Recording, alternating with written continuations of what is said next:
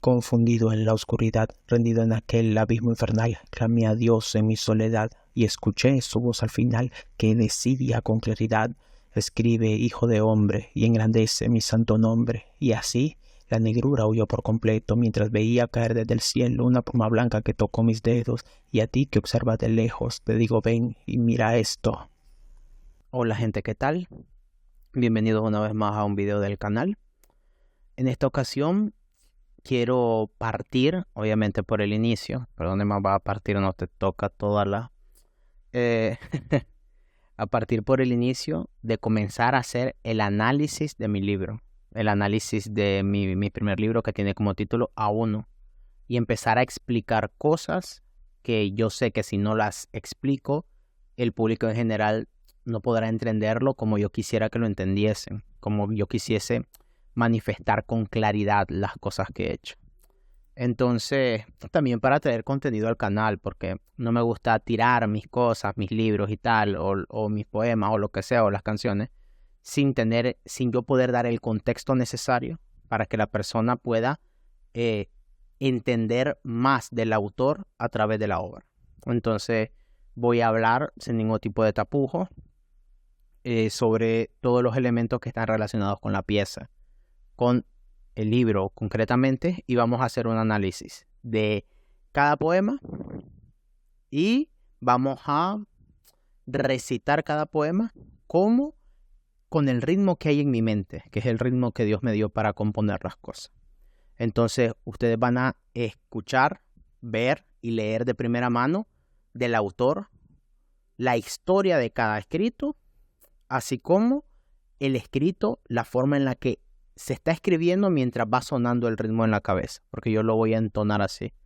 Va a parecer algo más rapeado, pero objetivamente hablando yo no sé rapear. Se requiere cierto nivel de técnica y de práctica para poder decir o considerarte alguien que rapea, por ejemplo.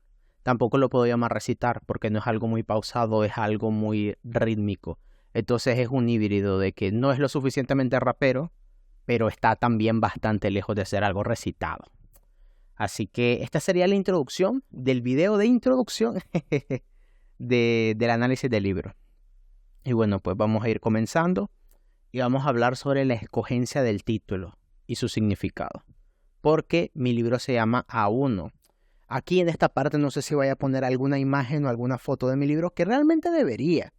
Pero los links están en la descripción del canal, creo que en la parte de información, donde ustedes pueden ir al link de Amazon. Si no les aparece, les da error, le dan nuevo al link para que se refresque y ahí les va a aparecer la portada del libro. Entonces, no sé si voy a poner una portada, realmente no me apetece. Pero es eso, pues, al final son solo elementos, pues. Entonces, la escogencia del título y su significado. El título del libro es literalmente una dedicatoria hacia Dios y una referencia hacia Él, ya que al leer el título directamente se lee A1, aunque está escrito A con una pleca y un 1. Si vos lo lees directamente obviando la pleca es A1, que se puede entender en doble sentido, tanto a Él, ya que Dios es el primero y el último que aparece en el libro de Apocalipsis, y también como se le reveló a Moisés, el que siempre ha sido.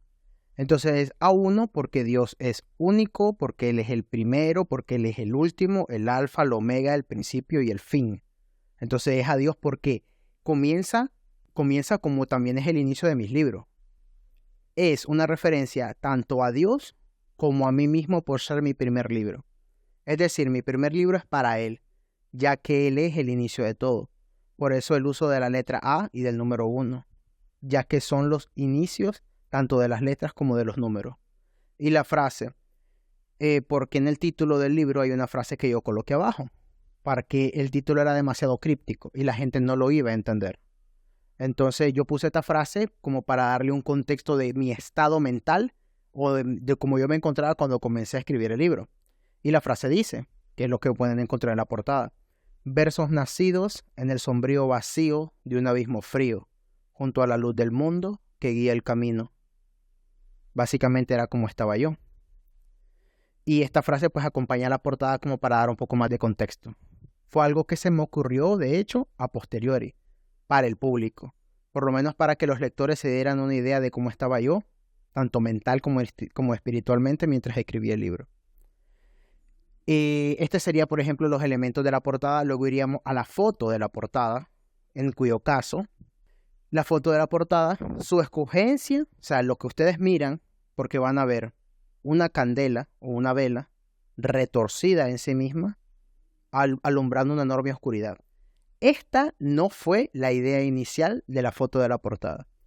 Su escogencia, la escogencia de esta foto, fue en ausencia de poder ejecutar la idea inicial, que era tener una imagen de un niño escribiendo en la arena con un palito en la mano.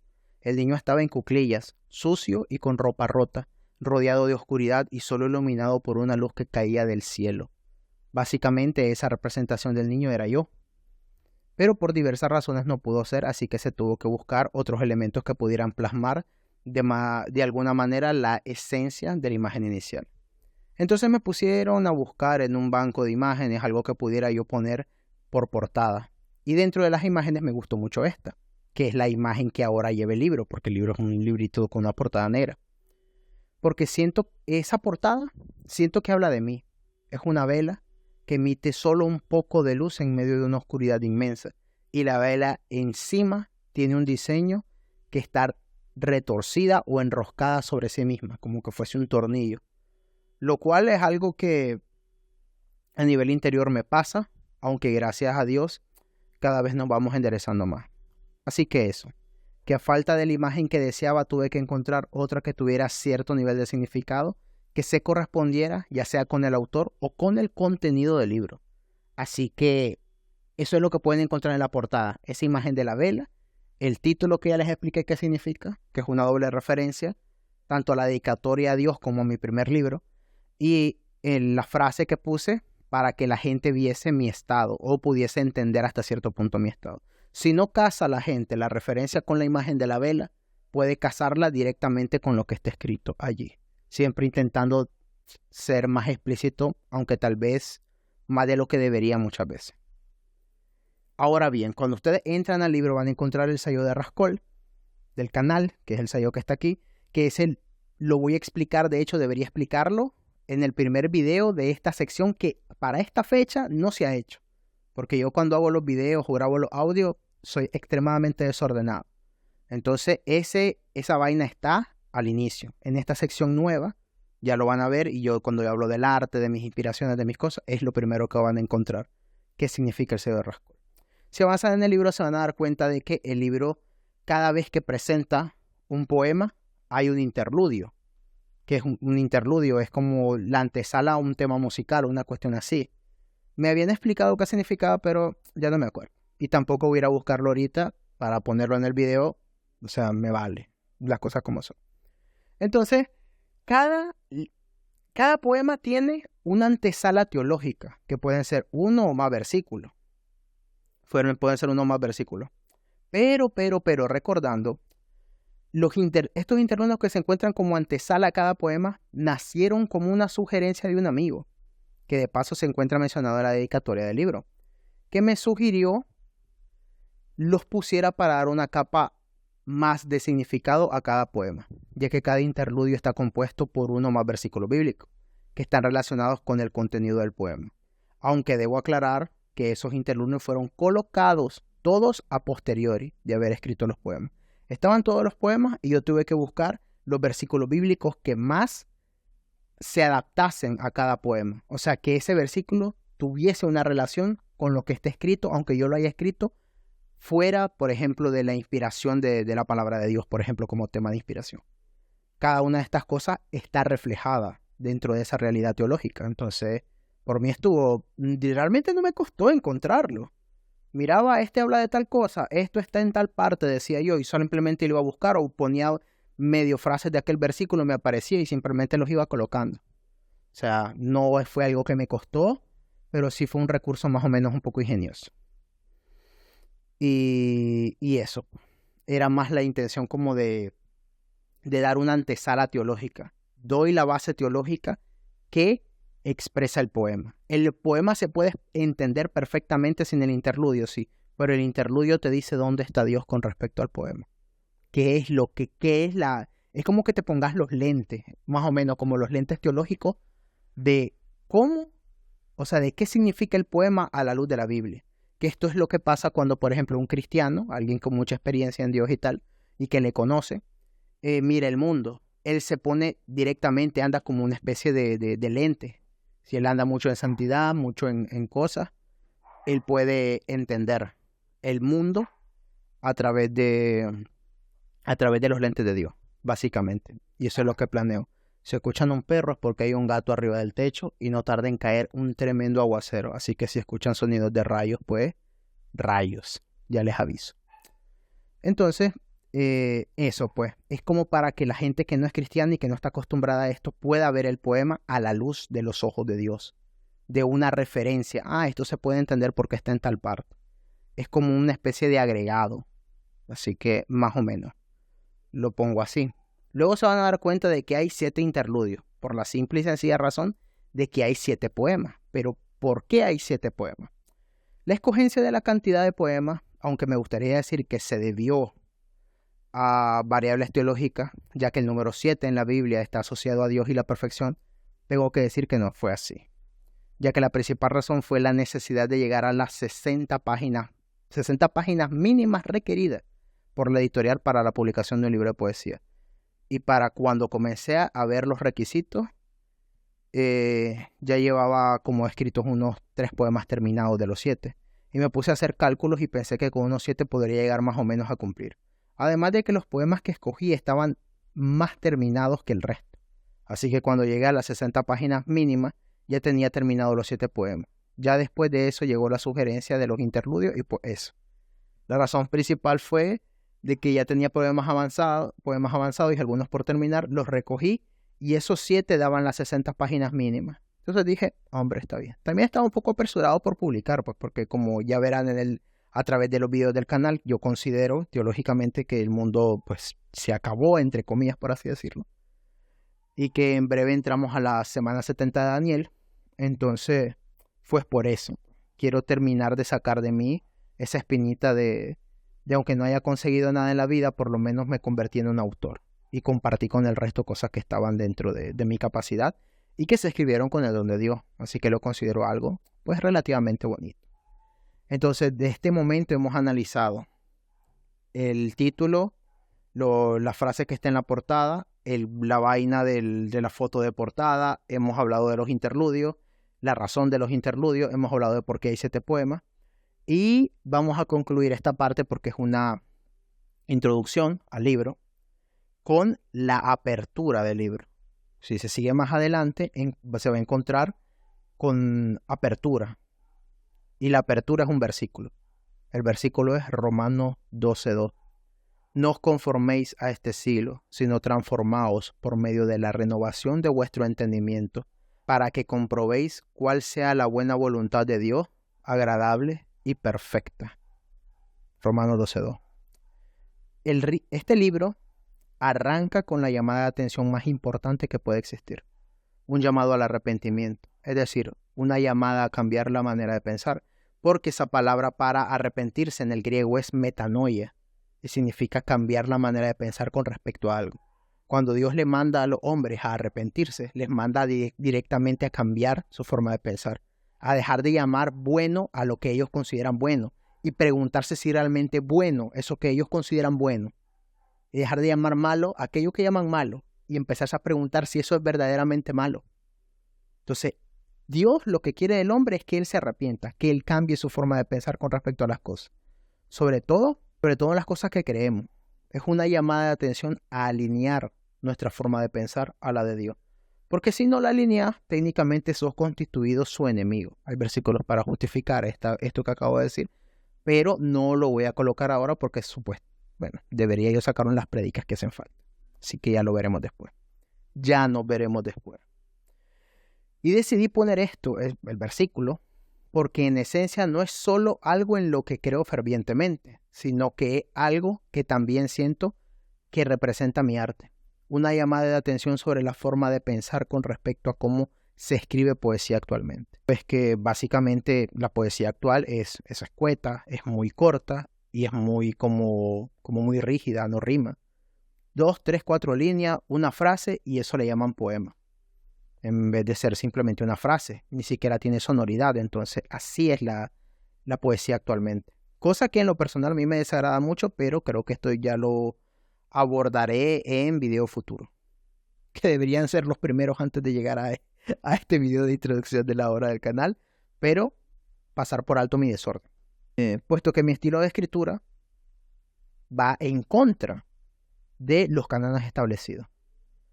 Mi estilo de escritura mínimo está en desuso desde hace muchísimo tiempo. Yo escuché a algunos escritores en YouTube y tal que decían que el estilo de rimar sobre temática, o sea, de escribir una historia rimando, no se hace más de 200 años. O sea, estoy literalmente regresando a la senda antigua. Claro, yo no me puedo poner a hacer la poesía actual porque me da asco, me molesta, me perturba, la considero insuficiente, banal, superficial. Si vas a escribir 2 boludeces, no escribas nada, perro. O sea, ¿qué me estás contando?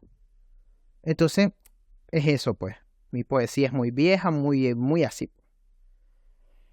De hecho, si llega a ser evaluada bajo los cánones actuales, puede ser, aunque objetivamente ya me pasó y lo van a ver en uno de los análisis de los poemas, puede ser despreciado y desvalorado rápidamente, o sea, mi trabajo, gracias a la incapacidad de cambiar la manera de pensar con respecto a cómo entendemos las cosas. En este caso concretamente, la escritura de la poesía actual. Si vos me vas a medir con el canon actual de poesía, mi obra te parecerá basura, inmunda y asquerosa. Punto. No podés, si vos seguís pensando como pensás con respecto a este arte en particular que yo te muestro, no podrá ser valorado. Y es exactamente lo que plantea Romanos 12:2. Si vos pensás de la misma manera en que pensás y no te arrepentís, no podrás valorar a Dios, no podrás entenderle, no podrás seguirle, no podrás amarle. ¿Qué es lo que pasa si no ocurren estas cosas? Te espera pues la oscuridad y el crujir de dientes. Dios te llamará y te dirá, yo no te conozco. O sea, literal. Y no conocer a Dios es estar del lado de aquellos que, aun conociéndole, le han rechazado. Te vuelve enemigo de él. Es un poco fuerte, pero es la que hay, pues. Para Dios solo hay blancos y negros, y tiene razón de que él solo pueda ver en blancos y negros.